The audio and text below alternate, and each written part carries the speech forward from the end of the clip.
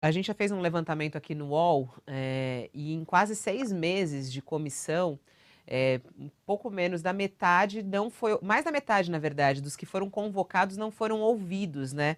Foram 120 requerimentos individuais de convocação, e deixou de ouvir 70 pessoas, né, que foram aprovadas ali, né, os requerimentos foram aprovados, pelos senadores. Quem ali ficou faltando na sua análise e por que que não conseguiu cumprir, esse cronograma que foi aprovado pelos senadores que participam da CPI? Fabiola, eu acho que é natural em uma comissão onde temos 18 senhoras e senhores senadores, 18 senhores senadores, com a capacidade de apresentação de requerimentos, é natural que o tempo hábil para o funcionamento da comissão não seja possível todos serem ouvidos. Veja, cada um dos membros da comissão, seja efetivo, seja suplente, tem a infinitude da possibilidade de indicação de requerimentos, de apresentação de requerimentos. Então, esse é o primeiro aspecto que eu considero natural. Tem um segundo aspecto também, que parte dos requerimentos de convocação dava conta de autoridades dos estados. Isso foi limitado claramente por parte do Supremo Tribunal Federal, que diz que, interpretando a Constituição, interpretando o artigo 147 do Regimento Interno do Senado, deixou claro que autoridades, comissões parlamentares de inquérito no âmbito da Câmara ou do Senado não podem averiguar e investigar fatos determinados no âmbito dos Estados membros da Federação. Então, teve uma decisão pacificada pelo Supremo Tribunal Federal nesse sentido, que inclusive impediu que governadores, mesmo convocados, fossem ouvidos na CPI. Por outro lado, assim, tem uma circunstância. Eu gostaria realmente, tem algumas pessoas que eu gostaria que tivesse sido ouvido na CPI. Vou citar um exemplo aqui para vocês. O general Braga Neto, hoje ministro da Defesa, mas ano passado, ministro-chefe da Casa Civil, responsável pela coordenação do enfrentamento da pandemia. Deveria ter, no meu entender, no meu sentir, ele deveria ter sido ouvido no âmbito da Comissão Parlamentar de Inquérito. Lamentavelmente, não, nós não conseguimos, no campo majoritário, formar a maioria nesse sentido para levar o general Braga Neto. E eu até entendo as razões que alguns colegas colocaram pela impossibilidade de levar.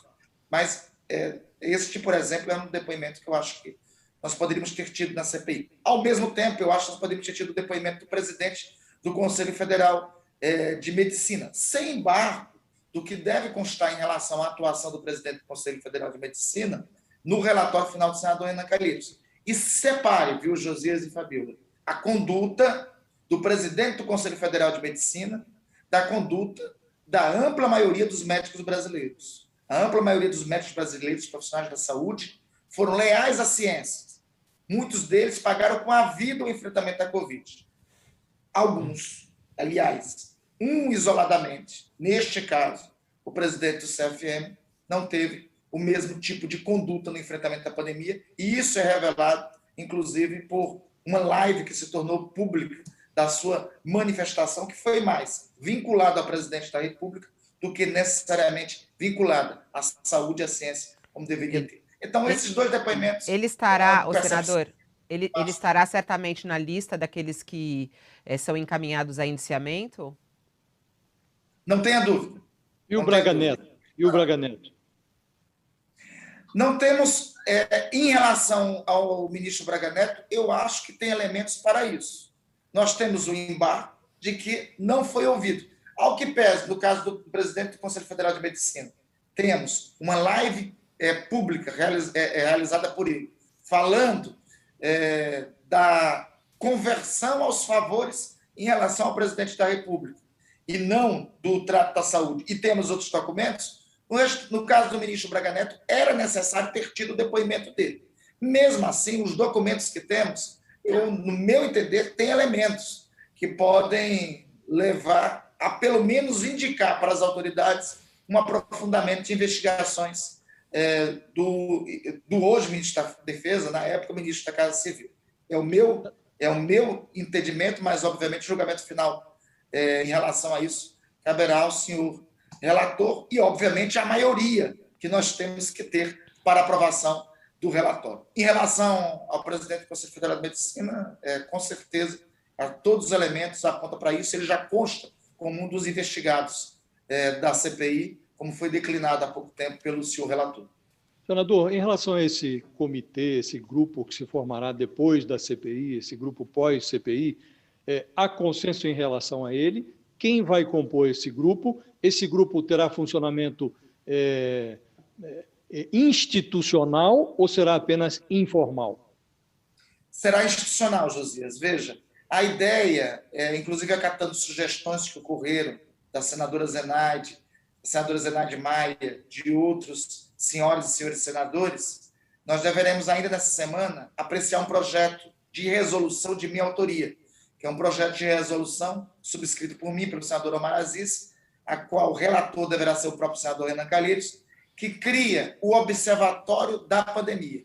A nossa ideia é transformar este grupo majoritário que conduziu a CPI até agora, que é um grupo que tem os 7 titulares da CPI, mas tem também os 2 suplentes, senador Alessandro, senador Rogério Carvalho, tem a participação da bancada feminina, da senadora Simone Tebet, da senadora Elisiane, da senadora Leila, da senadora Zenaide, tem participação de outros senhoras e senhores senadores, como é o caso do senador Jean Paul Prats, do senador Fabiano Contarato, é transformar este grupo em observatório parlamentar. A figura regimental para isso que existe é a frente parlamentar. Então, nós apresentamos um projeto de resolução criando a frente parlamentar observatório da pandemia, da qual será incluso este grupo de senhoras senadoras e senhores senadores que deu estabilidade e atuou conjuntamente nesses 120 dias da Comissão Parlamentar de Inquérito. Como você já informou, o objetivo deste grupo a CPI termina no dia 20. No dia 21, esse grupo começa a atuar. A ideia é esse grupo, no dia 21, já levar o relatório ao Procurador-Geral da República,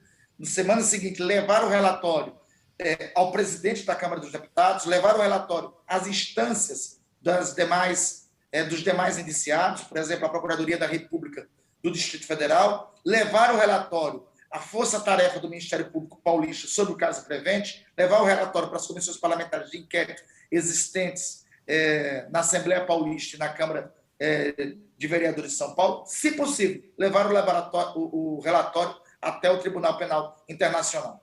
A ideia é que esse grupo atue para que a CPI não termine quando acabe. Os desdobramentos da CPI, os resultados do relatório é tão importante, o mais importante que esses 120 dias de depoimentos.